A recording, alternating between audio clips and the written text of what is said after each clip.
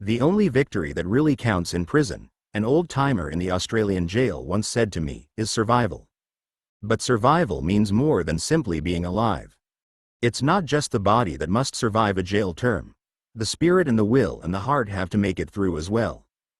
If any one of them is broken or destroyed, the man whose living body walks through the gate, at the end of his sentence, can't be said to have survived it.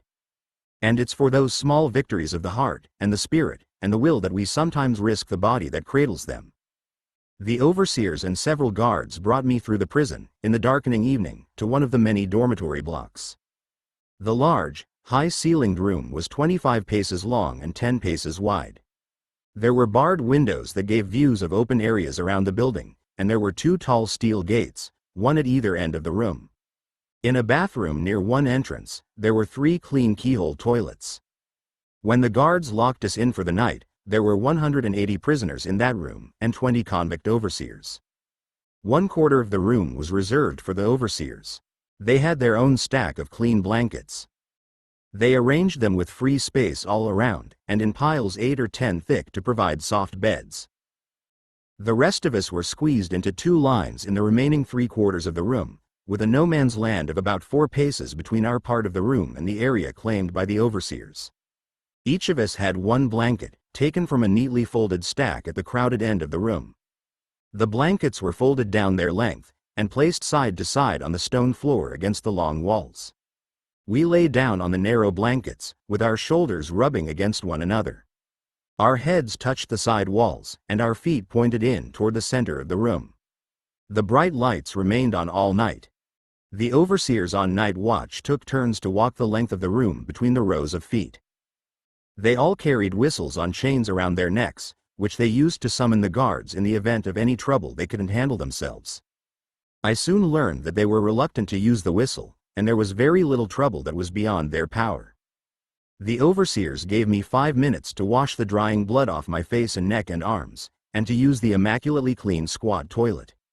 When I returned to the main room, they offered me the opportunity to sleep at their end of the room.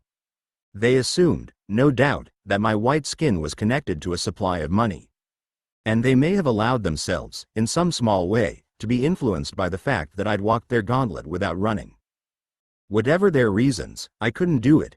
They were the very men who'd beaten me only minutes before, the men who'd transformed themselves into prison guards, and I refused their offer. It was a huge mistake.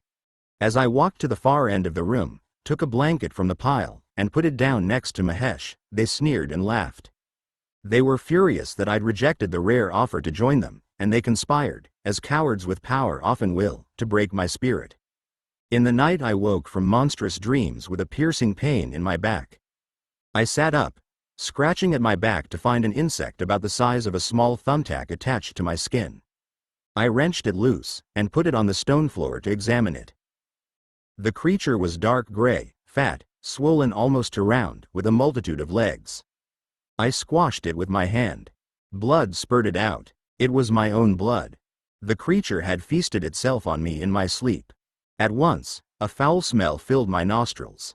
It was my first encounter with the parasite known as cadmol, the scourge of prisoners in the Arthur Road prison. Nothing stopped them. They bit and sucked blood every night. The small, round wounds they made soon festered into poison-filled pustules. In any one night there were 3 to 5 bites, in a week there were 20, and, in a month, there were 100 suppurating, infected sores on a man's body. And nothing stopped them. I stared at the stupid mess that the squashed cadmol made, stunned to see how much blood the tiny creature had managed to drain from me. Suddenly there was a stabbing pain at my ear as the night watch overseer swung his bamboo lathi against my head. I started up in anger, but Mahesh stopped me. His hands locked onto my arm, and he dragged me down with all his weight. The overseer glared at me until I lay down again. He resumed his pacing of the brightly lit room, and Mahesh mouthed a warning to me. Our faces were only a hand's width apart.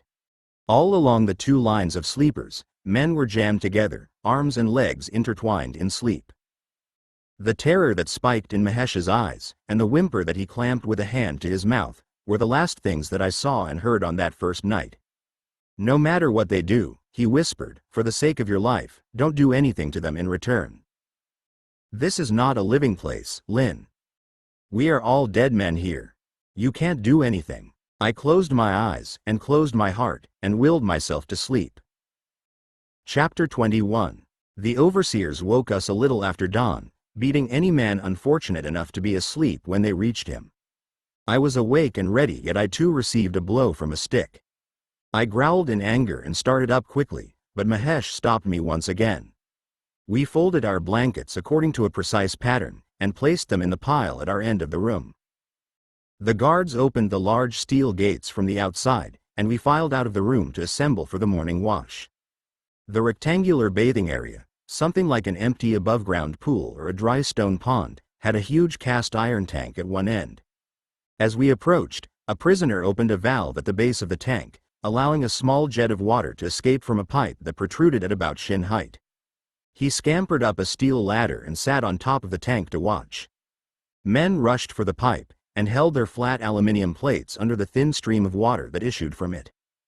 The crush of men at the tank was 10 deep and 10 wide, a huge knot of muscle and bone, straining and struggling to reach the pipe.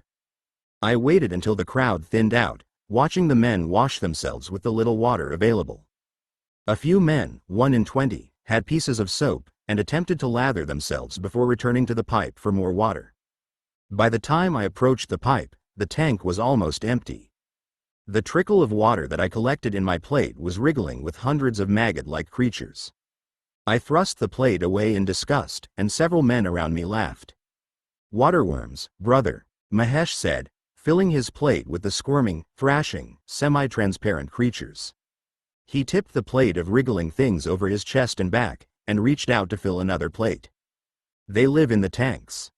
When the water gets low, the waterworms come out of the tap, so many, brother. But no problem. They can't hurt you. They don't bite, like the cadmol. They just drop down and die in the cold air, you see? The other fellows fight to get water with not many worms inside. But if we wait, we get plenty of worms, but plenty of water also. This is better, yes? Come on. Chalul, you better grab some, if you want to wash before tomorrow morning. This is it, brother. We can't be washing in the dormitory. That is a special for the overseers only.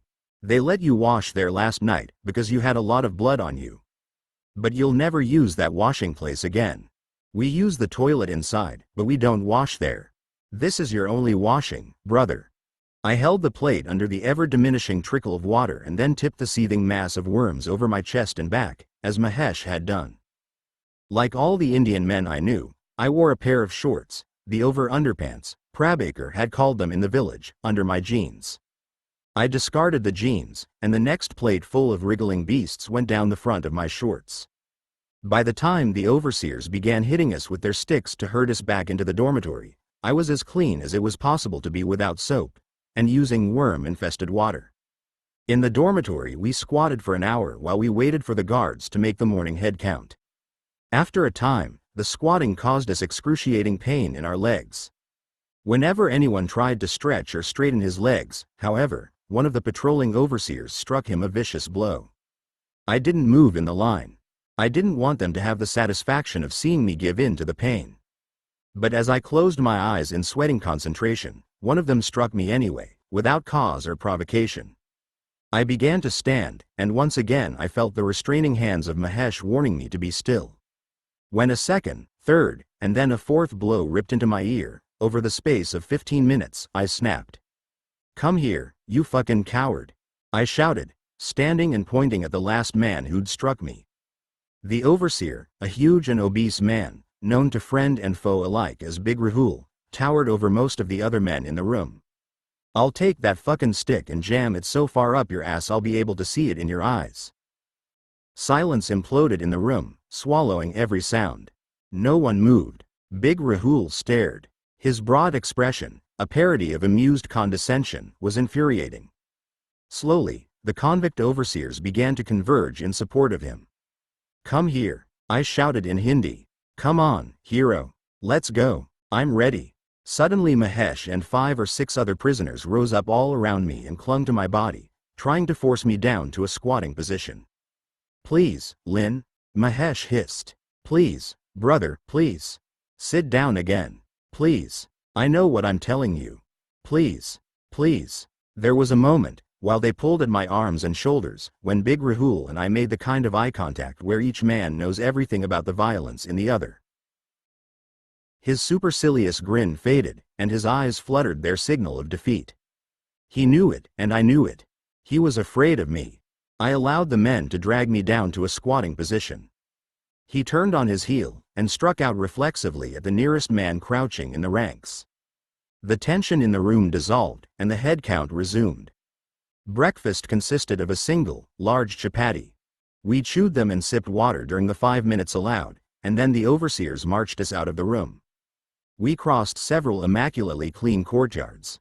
In a broad avenue between fenced areas, the overseers forced us to squat in the morning sunlight while we waited to have our heads shaved.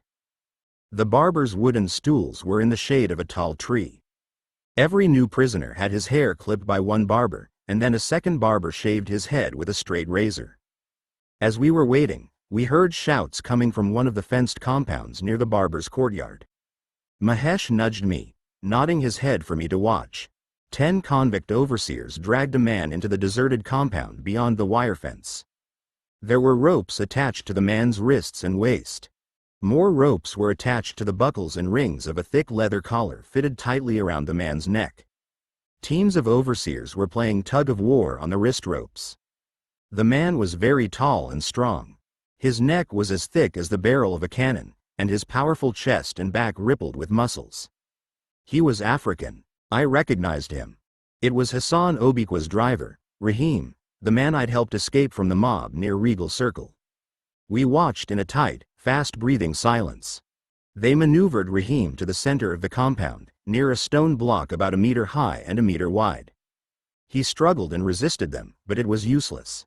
More overseers joined in, with more ropes. Rahim's legs went out from under him. 3 men pulled on each wrist rope with all their strength. His arms were drawn out so hard from his sides that I thought they might be torn from the sockets.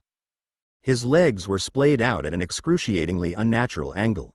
Other men, pulling on the ropes that passed through the leather collar, dragged his body toward the stone block. Using the ropes, the overseers stretched his left arm out, with the hand and forearm resting on the block. Rahim lay beside the block, his other arm stretched out by another team of overseers. One of the overseers then climbed onto the block and jumped off onto Rahim's arm, with both feet, snapping the arm backwards in a sickening crunch of gristle and bone. He couldn't scream, because the collar at his throat was too tight, but his mouth opened and closed on the scream that we made for him in our minds. His legs began to twitch and spasm. A violent shiver passed through his whole body, ending in a rapid shaking of his head that would have been funny if it wasn't so frightening. The overseers dragged him around until his right arm was resting on the block. The same man climbed the stone, talking all the while to one of his friends, pulling tension on a rope. After a pause, he blew his nose with his fingers, scratched himself, and jumped onto the right arm, snapping it backwards. Rahim lost consciousness. The convict overseers looped their ropes around his ankles and then dragged his body out of the compound. His arms flopped and flapped behind his body, as limp and lifeless as long black socks filled with sand. "You see?" Mahesh whispered. "What was that all about?" "He hit one of the overseers," Mahesh answered in a terrified whisper. "That's why I stopped you. That's what they can do." Another man leaned close to us, speaking quickly. "And here, there is no guarantee of doctor," he breathed. "Maybe you see doctor, maybe no. Maybe that black fellow will live, maybe not live. No good luck to hit overseer, Baba." Big Rahul walked toward us, resting the bamboo stick on his shoulder. He paused beside me, and brought the stick down with a lazy smack across my back. His laughter as he walked away down the line of waiting men was brutally loud, but it was also weak and false, and it didn't fool me. I'd heard that laugh before, in another prison across the world. I knew it well. Cruelty is a kind of cowardice. Cruel laughter is the way cowards cry when they're not alone, and causing pain is how they grieve. Squatting in the queue, I noticed with a revulsive flinch that tiny insects, lice, were crawling in the hair of the man in front of me. I'd been feeling itchy since I'd woken.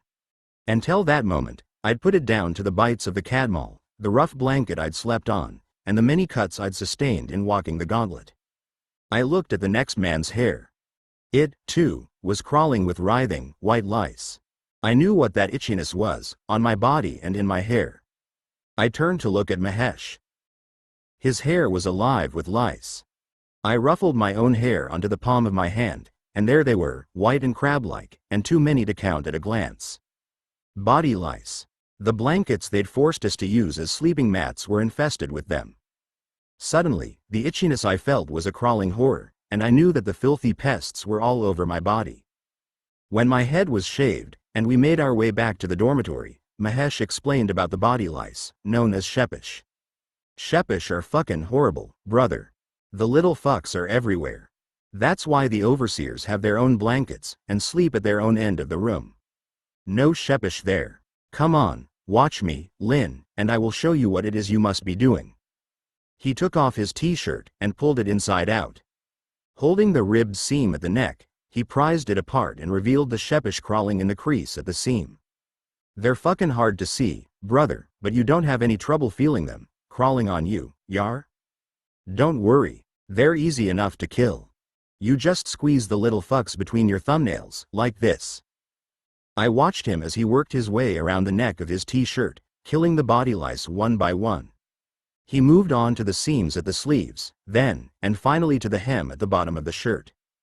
There were scores of the lice, and he squashed each one expertly between his thumbnails. Now this shirt is clean, he said, folding it carefully, away from his body, and placing it on the bare stone floor. No more shepish. Next you wrap a towel around yourself, like this, then take off your pants, and you kill all the shepish on your pants. When clean, put your pants with your shirt. Then your body, your arms underneath, your ass, your balls. And when your clothes they're clean, and your body it is clean, you get dressed again. And you'll be okay, not so many shepish until the night. And then you'll get too many new shepish on you from the blanket. And no chance for sleeping without blanket, because the overseers will give you a solid pasting if you try. You can't avoid it. And then tomorrow, you start the whole business again.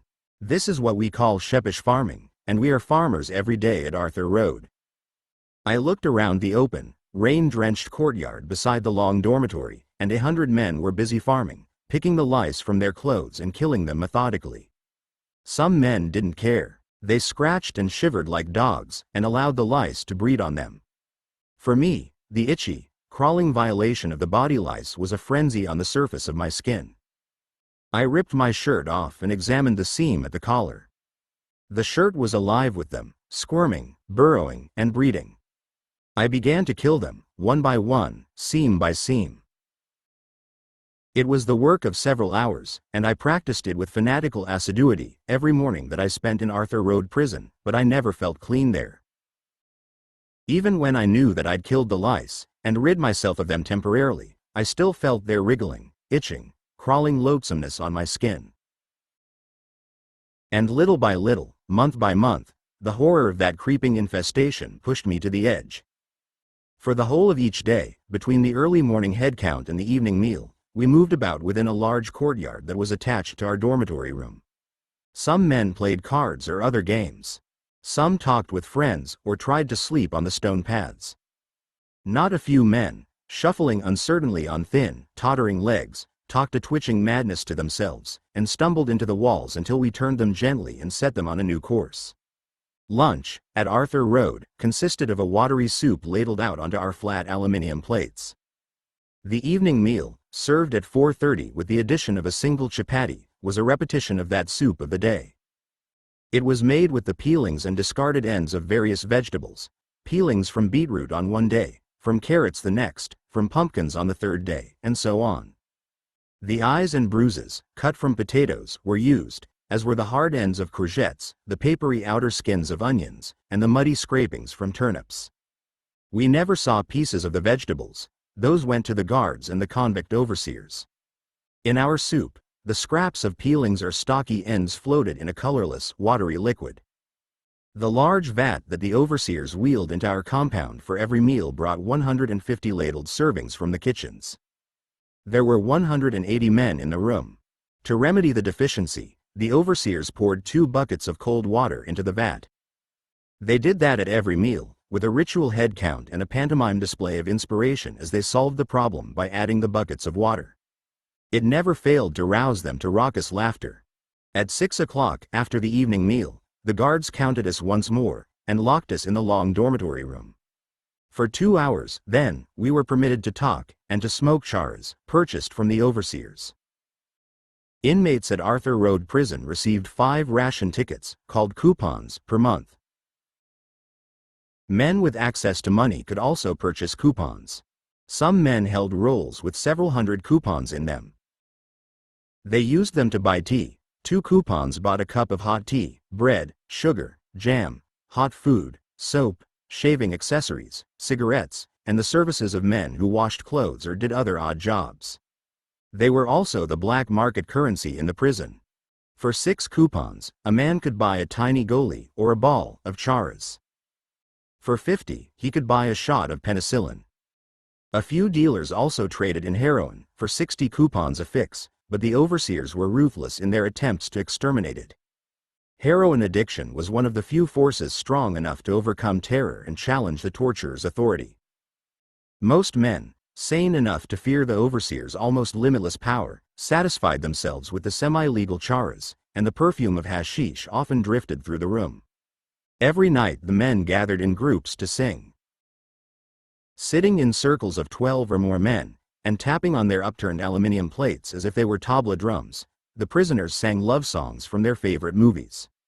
They sang of heartbreak, and all the sorrows of loss. A particularly beloved song might start in one circle, be taken up by a second group for the next verses, and then move to a third group and a fourth before working its way back to the first. Around each circle of 12 or 15 singers were 20 or 30 more men who provided the chorus of clapping hands and supporting voices. They cried openly as they sang, and they laughed together often. And with their music they helped one another to keep love alive in hearts that the city had forsaken and forgotten. At the end of the second week at Arthur Road, I met with 2 young men who were due for release within the hour. Mahesh assured me that they would carry a message for me. They were simple, illiterate village boys who'd visited Bombay and had found themselves caught in the roundup of unemployed youths. After 3 months in Arthur Road without any formal charge, they were finally being released. On a piece of paper I wrote the name and address of Abdul Qadir Khan, and a short note informing him that I was in prison. I gave it to the men and promised to reward them when I was released. They joined their hands together in a blessing and then left me, their smiles bright and hopeful. Later that day the overseers called our dormitory together with more than usual violence, and forced us to squat in close ranks. As we watched, the 2 young men who'd tried to help me were dragged into the room and dumped against a wall. They were only semi-conscious. They'd been beaten viciously, blood wept from wounds on their faces. Their mouths were swollen and their eyes were blackened. A snakeskin pattern of lathy bruises covered their bare arms and legs. These dogs tried to take a message out of the jail for the Gora. Big Rahul the overseer roared at us in Hindi. Anyone who tries to help the Gora will get the same. Understand? Now these 2 dogs have 6 more months in jail, in my room. 6 months. Help him, any of you, and you will get the same. The overseers left the room to share a cigarette, and we rushed forward to help the men. I washed their wounds, and dressed the worst of them with strips of cloth. Mahesh helped me, and when we finished the job he took me outside to smoke a bidi. "It's not your fault, Lynn," he said, looking out at the yard, where men walked or sat or picked lice from their clothes. "Of course it's my fault." "No, man," he said compassionately. "It's this place, this Arthur Road. That business, that happens every day. It's not your fault, brother, and it's not mine. But now, it is a real problem for you. Nobody will be helping you now, just like in the lockup at Kalaba. I don't know how long you will stay here. You see old Pandu, over there? He is in this room 3 years now, and still not any court action for him. Ajay is more than 1 year here. Santosh is 2 years in this room, for no charge, and he doesn't know when he will go to court. I don't know how long you will be in this room. And, sorry, brother, nobody will help you now." The weeks passed, and Mahesh was right. No one risked the anger of the overseers to help me. Men were released from the room every week, and I approached as many of them as I could, and as carefully as possible, but none would help. My situation was becoming desperate. After 2 months at the prison, I guessed that I'd lost about 12 kilos. I looked thin. My body was covered in the small, suppurating sores caused by the bites of the nocturnal cadmol. There were bruises caused by blows from overseers' canes on my arms, legs, back, face, and bald, shaved head. And all the time, every minute of every day and night, I worried that the report on my fingerprints would reveal who I really was. Almost every night the worry worked me into a sweating nightmare of the 10-year sentence I'd escaped from in Australia. That worry settled in my chest, squeezing my heart and often swelling to such a grotesque anguish that I felt myself choking, suffocating on it. Guilt is the hilt of the knife that we use on ourselves, and love is often the blade. But it's worry that keeps the knife sharp, and worry that gets most of us, in the end. The frustration, dread, worry, and pain finally peaked when Big Rahul, the overseer who'd found in me a focus for the hatred and wretchedness he'd suffered in his 12 years at the prison, hit me one time too often. I was sitting near the entrance to the empty dormitory, and attempting to write down a short story that had emerged and developed in my mind over the last weeks. I'd been repeating the phrases of the story line by line and day after day as I'd created them. It was one of the meditations that kept me sane. When I managed, that morning, to scrounge a stub of pencil and a small sheaf of discarded sugar ration wrappers, I felt ready at last to write down the lines of the first page. In a quiet moment, after farming for Shepish, I began to write. With all the stealth that malice manufactures, even in the gross and clumsy, Rahul crept up behind me and brought his lathi down on my left upper arm with bone-rattling force. His punishment stick was split at the end, and the blow ripped the skin of my arm open along the length of the muscle, almost from the shoulder to the elbow. Blood erupted from the deep cut and spilled over the fingers that I clamped on the wound. Springing to my feet in red vision rage, I reached out quickly and snatched the stick from Rahul's startled hand. Advancing towards him, I forced him backwards several paces into the empty room. There was a barred window beside me. I threw the stick through the bars. Rahul's eyes bulged with fear and astonishment. It was the last thing he'd expected. He fumbled at his chest for his whistle. I kicked out in a twisting, flying front kick. He hadn't expected that, either. The ball of my foot struck him in the face between the nose and the mouth. He took several stumbling, backward steps. Rule number 1 of street fighting: stand your ground and never walk backwards unless you're preparing a counter-strike. I followed him, pushing him onto the back foot and hitting him with a flurry of jabs and overhand rights. He put his head down and covered up with his hands. Rule number 2 of street fighting: never put your head down. Aiming the punches for maximum damage, I punched him directly in the ear, on the temples, and at the throat. He was a bigger man than I was, and at least as strong, but he was no fighter. He buckled and went to his knees, rolling over onto his side and pleading for mercy. I looked up to see the other overseers running toward me from the yard outside. Backing up into a corner of the room, I took up a karate stance and waited for them. They ran at me. One of them was faster than the others. He rushed into striking range. I kicked out quickly. My foot struck him between the legs, with all the strength I had. I punched him 3 times before he hit the ground. His face was bloody. The blood smeared on the polished stone floor as he crawled away from me. The rest of them balked. They stood in a semi-circle around me, startled and confused, with their sticks raised in the air.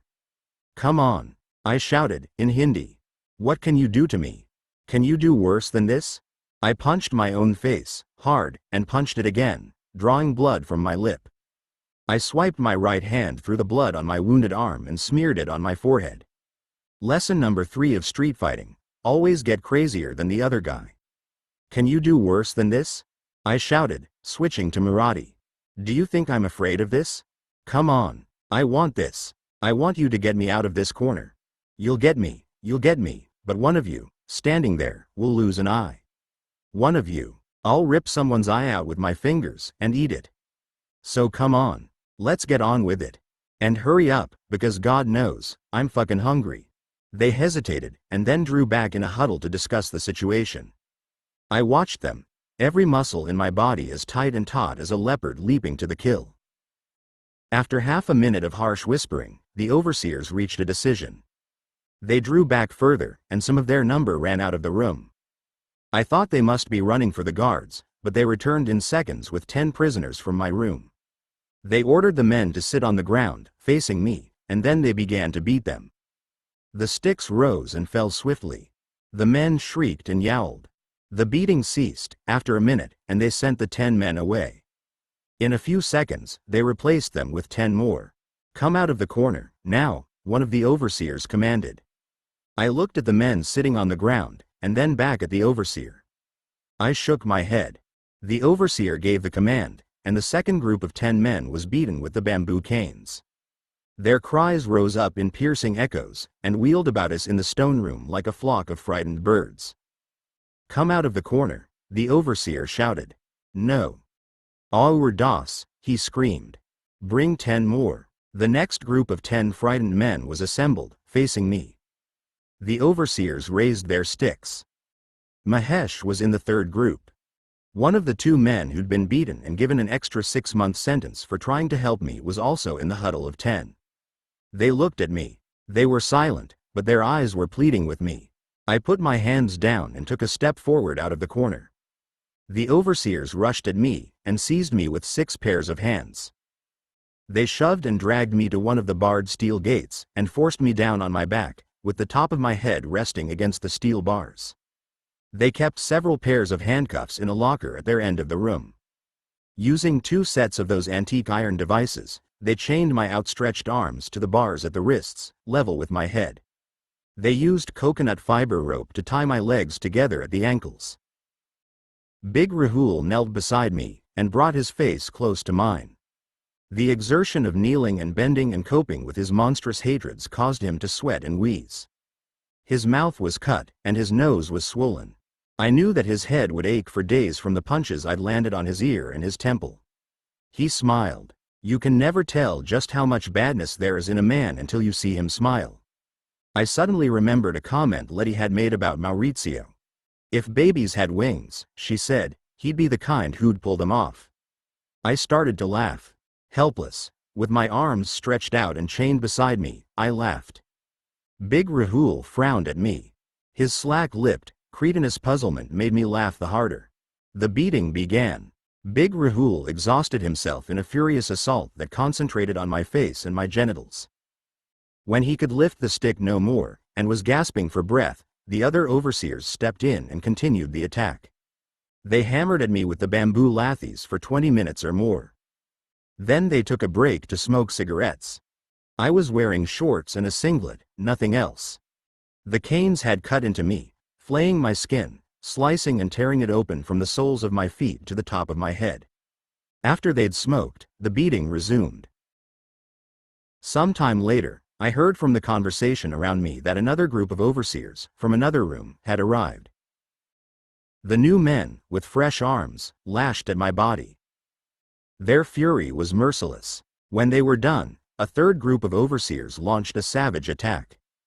Then there was a fourth group. Then the first group, from my own room, cracked and whipped their sticks at me with murderous brutality. It was 10:30 in the morning when the floggings began. They continued until 8 o'clock that night. "Open your mouth." "What?" "Open your mouth," the voice demanded. I couldn't open my eyes, because my eyelids were fused together with dried blood. The voice was insistent but gentle, and coming from behind me, on the other side of the bars. "You must take your medicine, sir. You must take your medicine." I felt the neck of a glass bottle press against my mouth and teeth. Water flowed down my face. My arms were still stretched out beside me, and chained to the bars. My lips parted, and water flowed into my mouth. I swallowed quickly, gulping and spluttering. Hands held my head, and I felt 2 tablets enter my mouth, pushed by someone's fingers. The water bottle returned, and I drank, coughing water back through my nose. "Your Mandrake's tablets, sir," the guard said. "You will be sleeping now."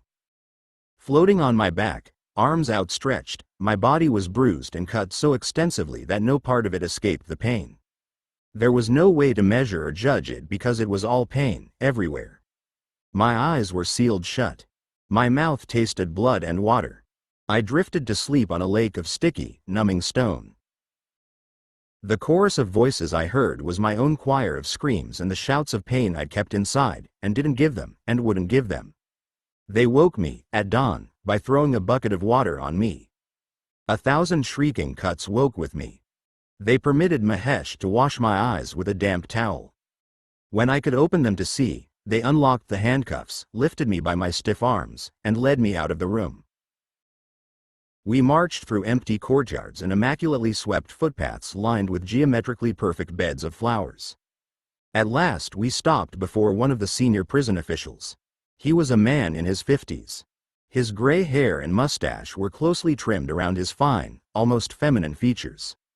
He was dressed in pajamas and a silk brocade dressing gown. In the middle of a deserted courtyard, he was sitting in an elaborately carved, high-backed chair, something like a bishop's chair. Guards stood beside and behind him. "This is not exactly how I like my Sundays to commence, my dear fellow," he said, covering a yawn with a ringed hand. "Just what the devil do you think you're playing at?" His English was the precise and rounded version of the language that was taught in good Indian schools. I knew, from those few sentences and the way he'd spoken them, that his education was a post-colonial parallel to my own. My mother, poor and worked into exhaustion every day of her life, had earned the money to send me to a school exactly such as his. Under other circumstances we might have discussed Shakespeare or Schiller or Bulfinch's mythology. I knew that about him from those 2 sentences. What did he know about me? Not talking, eh? What is it? Have my men been beating you? Have the overseers done anything to you? I stared at him in silence. In the old school of Australian prisons you don't lag, or inform on, anyone. Not even the screws. Not even convict overseers. You never tell on anyone, ever, for any reason. Come now, have the overseers been beating you? The silence that followed his question was suddenly disturbed by the morning song of myna birds. The sun was fully above the horizon, and golden light streamed through the misty air, scattering the dew. I felt the morning breeze on every one of the 1,000 cuts that stretched and cracked dried blood each time that I moved. With my mouth firmly shut, I breathed in the morning air of the city that I loved with all my heart. "Are you beating him?" he asked one of the overseers, in Marathi.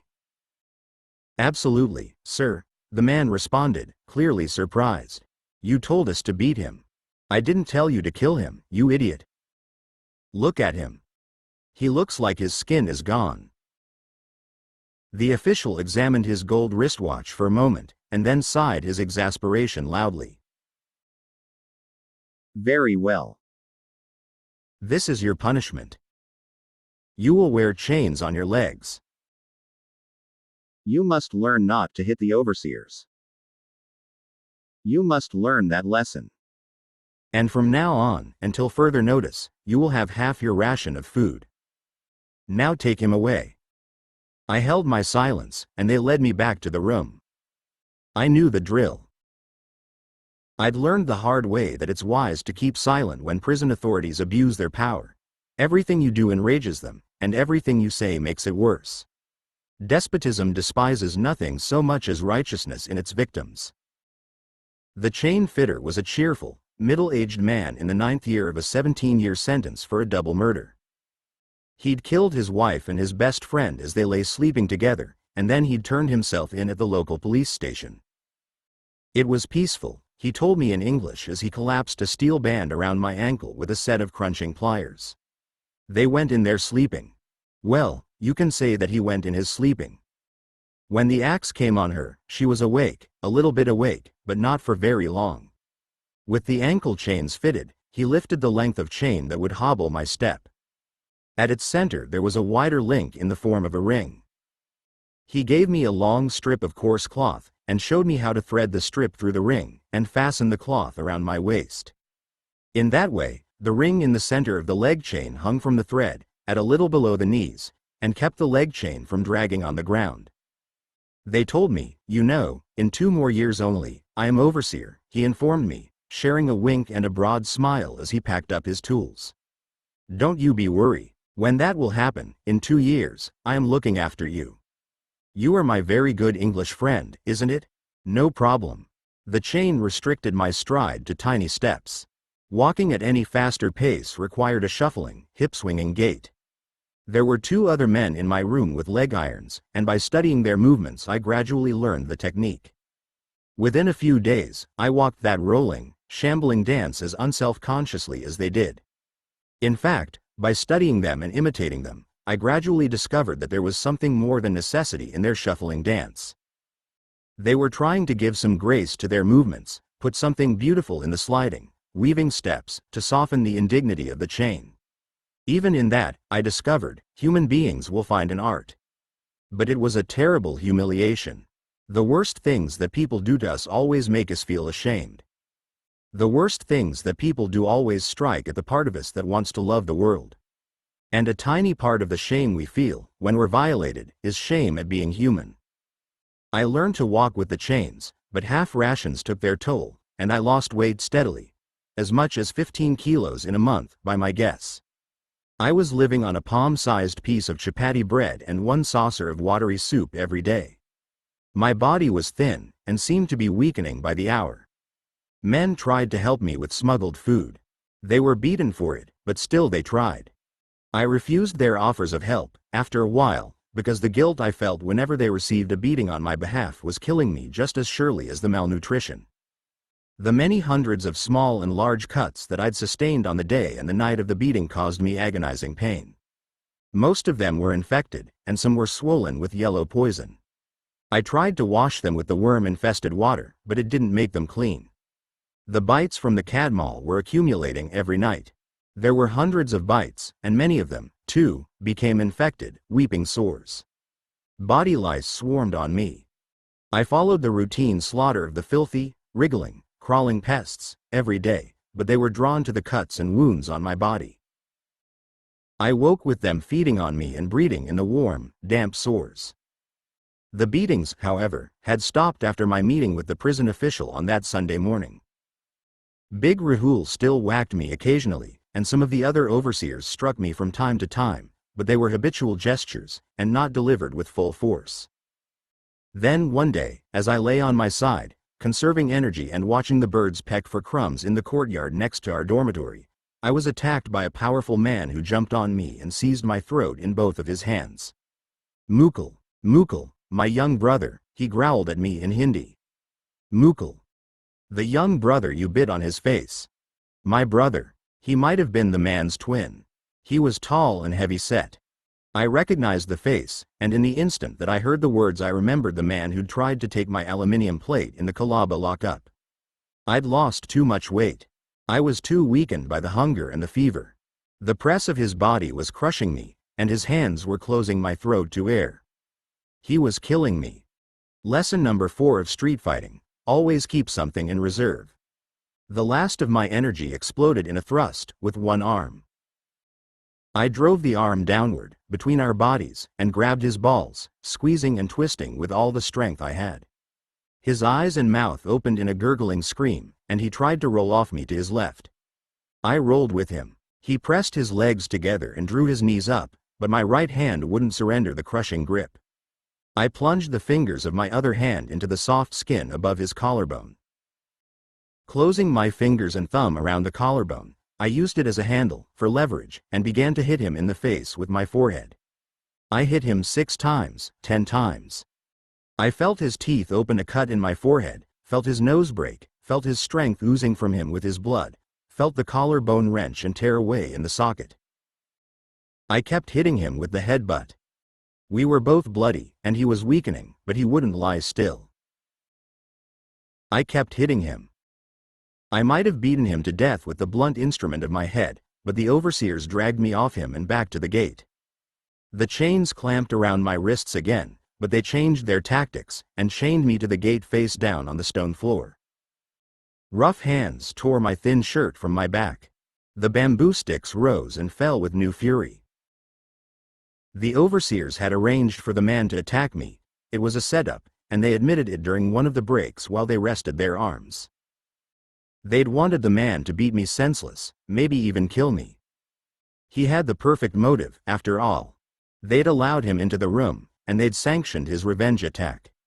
But it didn't work. I beat their man, and they were outraged that their plans had gone awry. So the beatings went on for hours, with breaks for cigarettes and chai and snacks, and private showings of my bloodied body for selected guests from other parts of the prison. At the end of it, they released me from the gate. I listened, my ears filled with blood, as they argued about what to do with me. The beating that had followed the fight, the beating they'd just inflicted on me, was so savage and bloody that the overseers were worried. They'd gone too far, and they knew it. They couldn't report any part of it to the prison officials. They decided to keep the matter quiet, and they ordered one of their flunkies to wash my flayed and razored body with soap. Understandably, the man complained about the odious task. A flurry of blows encouraged him, and he applied himself to the job with some thoroughness.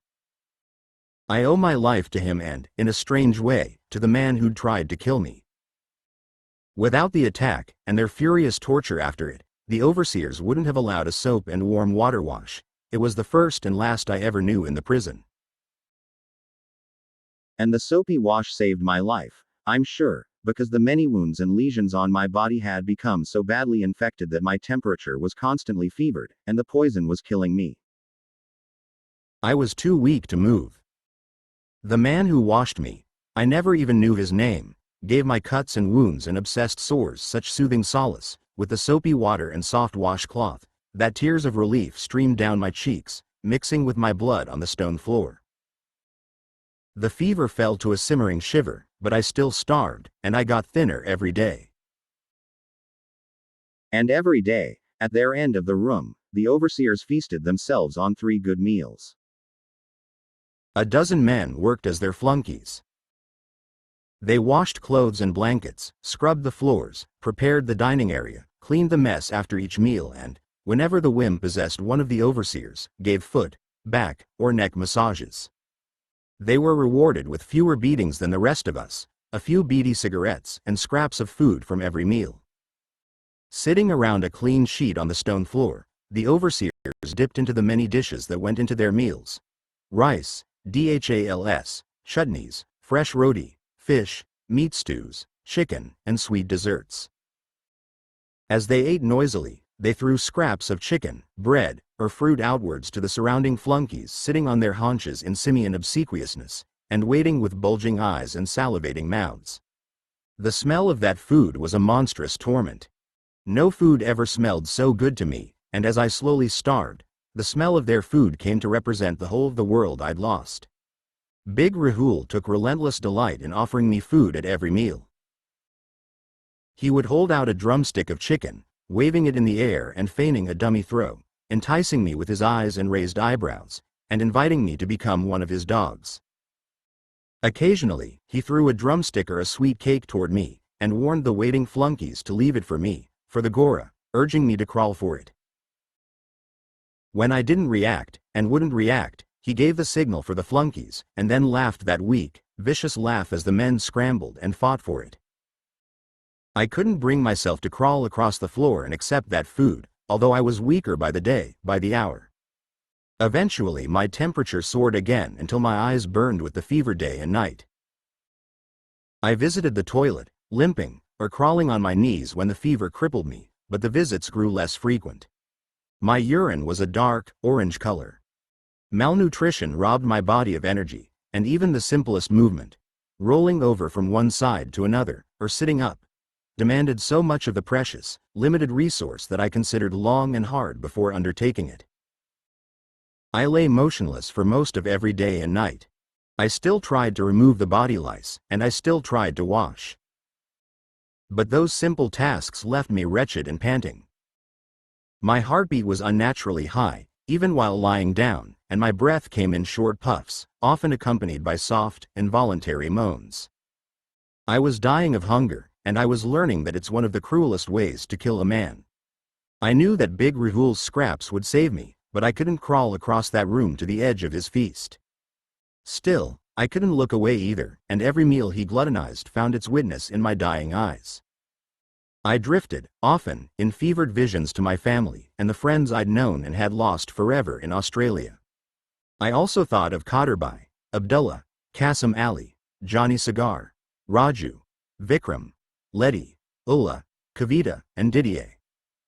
I thought of Prabhakar, and I wished that I could tell him how much I loved his honest, optimistic, brave, and generous heart. And sooner or later, my thoughts always found their way to Carla, every day, every night, every hour that I counted out with my burning eyes. And it seemed, to my dreaming mind, that Carla saved me. I was thinking of her when strong arms lifted me, and the chains fell from my wounded ankles, and guards marched me to the prison official's office. I was thinking of her. The guards knocked. At an answering call, they opened the door. They waited outside when I entered. In the small office, I saw 3 men, the prison official with the short gray hair, a plainclothes cop, and Vikram Patel, sitting around a metal desk. "Oh, fuck," Vikram shouted. "Oh, man, you look fucking terrible. Oh, fuck, what have you done to this guy?" The official and the cop exchanged neutral glances, but didn't reply. "Sit down," the prison official commanded. I remained standing, on weakening legs. "Sit down, please." I sat, and stared at Vikram with tongue-locked amazement. The flat, black hat hanging on his back by the cord at his throat, and his black vest, shirt, and scrolled flamenco pants seemed wildly exotic, and yet the most reassuringly familiar costume I could imagine. My eyes began to lose focus in the elaborate whorls and scrolls on his embroidered vest, and I pulled my stare back to his face. That face wrinkled and winced as he stared at me. I hadn't looked into a mirror for 4 months. Vikram's grimaces gave me a fairly good idea of how near to death he believed me to be. He held out the black shirt with the lasso figures that he'd taken off his back to give to me in the rain 4 months before. I brought your shirt," he said falteringly. What are you doing here?" "A friend sent me," he replied. "A very good friend of yours." "Oh, fuck, Lynn. You look like dogs have been chewing on you. I don't want to freak you out or nothing, but you look like they dug you up, after they fucking killed you, man. Just stay cool. I'm here, man. I'm gonna get you the fuck out of this place." Taking that as his cue, the official coughed, and gestured toward the cop. The cop gave the lead back to him, and he addressed Vikram, a kind of smile pinching the soft skin around his eyes. 10,000, he said. "In American dollars, of course." 10 fucking thousand? Vikram exploded. "Are you crazy? I can buy 50 guys out of this place with 10,000. Fuck that, man." 10,000, the official repeated, with the calm and authority of a man who knows that he brought the only gun to a knife fight. He rested his hands flat on the metal desk, and his fingers rolled through once in a little Mexican wave. "No fucking way, man. Array, take a look at the guy. What are you giving me, yar? You fucking destroyed the guy. You think he's worth 10,000, in this condition?" The cop took a folder from a slender vinyl briefcase and slid it across the desk to Vikram. The folder contained a single sheet of paper. Reading it quickly, Vikram's lips pressed outward, and his eyes widened in an expression of impressed surprise. "Is this you?" he asked me. "Did you escape from jail in Australia?" I stared at him evenly, my feverish eyes not wavering. I didn't reply. "How many people know about this?" he asked the plainclothes cop. "Not so many," the cop replied in English. "But enough to need 10,000, for keeping this information a private matter." "Oh, shit," Vikram sighed. "There goes my bargaining. Fuck it. I'll have the money in half an hour. Clean him up, and get him ready." "There's something else," I interrupted, and they all turned to look at me. "There are 2 men. In my dormitory. They tried to help me, and the overseers or the guards gave them 6 months more. But they finished their time. I want them to walk out the gate with me." The cop gave an inquiring look at the prison official. He responded by waving his hand dismissively and wagging his head in agreement. The matter was a mere trifle. The men would be freed. "And there's another guy," I said flatly. "His name's Mahesh Malhotra. He can't raise his bail. It's not much, a couple of thousand rupees. I want you to let Vikram pay his bail. I want him to walk out with me." The two men raised their palms and exchanged identical expressions of bewilderment. The fate of such a poor and insignificant man never intruded upon their material ambitions or their spiritual disenchantments.